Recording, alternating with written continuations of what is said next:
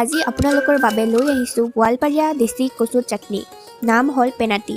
প্ৰথমতে কচুৰ পাতকেইটা লৈছোঁ, তাৰপিছত নহৰু আৰু কেঁচা জলকীয়া আৰু খোৱা ছ'ডা। আপুনি চাব পাৰে এইখিনি কচু। এতিয়া কচু কেইটা কাটি লৈছোঁ।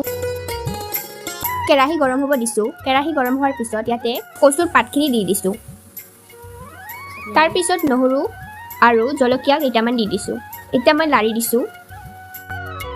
সোৱাদ অনুসৰি নিমখ আৰু হালধি দি দিব। এতিয়া মই মিহলাই লৈছোঁ। মিহলোৱাৰ পিছত মই ইয়াতে পানী দি দিছোঁ। এতিয়া মই ঢাকি দিছোঁ।